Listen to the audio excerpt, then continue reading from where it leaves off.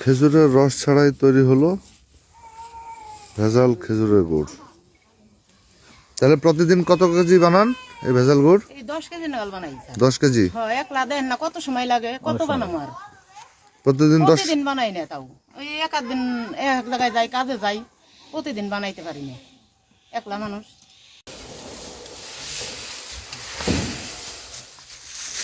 কতটুক চিনি আর কতটুক পানি? গুড় দিছি 5 কেজি পানি। 5 কেজি পানি আর আর 1 কেজি গুড়। 1 কেজি ঝোলা? হ্যাঁ। আর চিনি? আর চিনি মাপি নাই, 5 কেজি হইব। 5 কেজি। মোট কয় কেজি গুড় হবে? 6 কেজি হইব। এটুকে কয় কেজি গুড় হবে? 6 কেজি। 6 কেজি। হ্যাঁ। এই চোলাটা ভেঙে ফেলেন। এই শোনেন শোনেন হৃদয়, আগে একটু ইয়া করেন, এইগুলো ফেলে দেন, এই ঝোলাটা ফেলে দেন।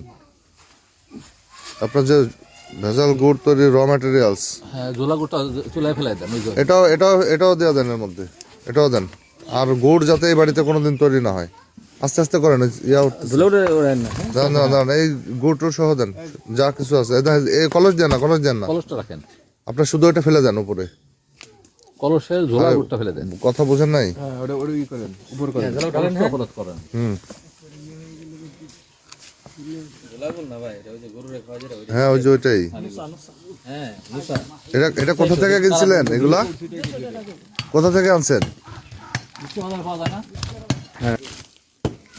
সম্মানিত সুধী, জাতীয় ভোক্তা অধিকার সংরক্ষণ দপ্তর মানিকগঞ্জ জেলা কার্যালয় থেকে আমরা অভিযানে আছি হরিরামপুর উপজেলার ঝিটকাতে মজমপাড়া। এখানে ভেজাল গুড় তৈরি হচ্ছিল কোনো প্রকার খেজুরের রস ছাড়াই। তো খেজুরের রস ছাড়া খেজুরের গুড় তৈরি করার অপরাধে আমরা আজকে একটি বাড়িতে ভোর রাত থেকে এখানে অভিযান শুরু করি এবং তাদের এই ভেজাল গুড় তৈরির যে উপকরণ, সেই উপকরণ এগুলো ধ্বংস করে দেওয়া হচ্ছে, যাতে ভবিষ্যতে আর এখানে কোনোভাবেই ভেজাল গুড় তৈরি করা না হয়।